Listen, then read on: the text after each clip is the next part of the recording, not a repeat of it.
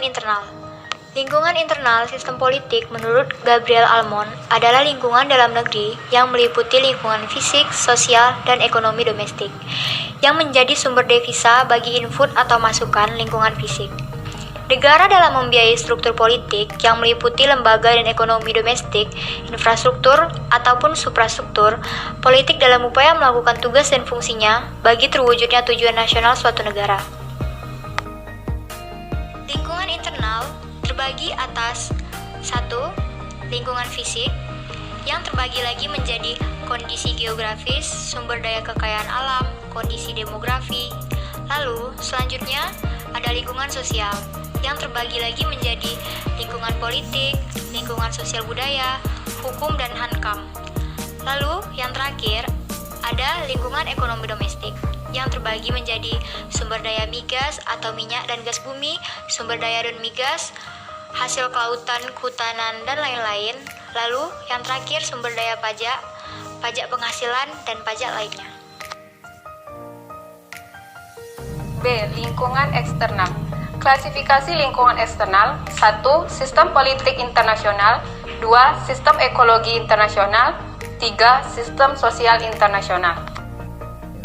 Sistem sosial internasional meliputi 1. Kebudayaan internasional.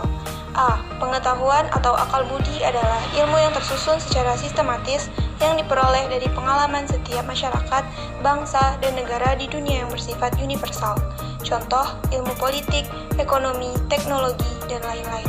B. Adat istiadat atau bahasa adalah kebiasaan yang dimiliki oleh bangsa yang membudaya menjadi nilai bersama dalam setiap interaksi dengan masyarakat bangsa, dalam suatu negara, ataupun dalam lingkungan pergaulan internasional. Contoh, bahasa daerah, nasional, dan internasional. C. Peradaban adalah kemajuan atau budi pekerti, kecerdasan, kebudayaan.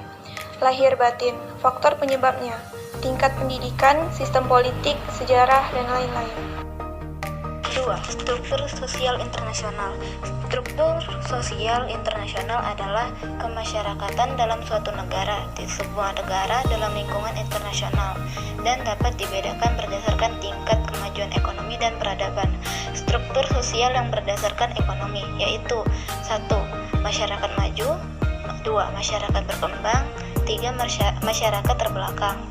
Struktur sosial yang berdasarkan peradaban yaitu 1. Masyarakat elit, 2. Masyarakat menengah, 3. Masyarakat awam. 3. Sistem ekonomi internasional. Sistem ekonomi internasional adalah kumpulan elemen atau unsur subsistem ekonomi yang ada dalam suatu negara. Bentuk lembaga-lembaga sistem ekonomi internasional adalah organisasi ekonomi, perdagangan, atau internasional. Antara lain, AFTA, APEC, Uni Eropa, dan WTO. 4. Sistem demografi internasional.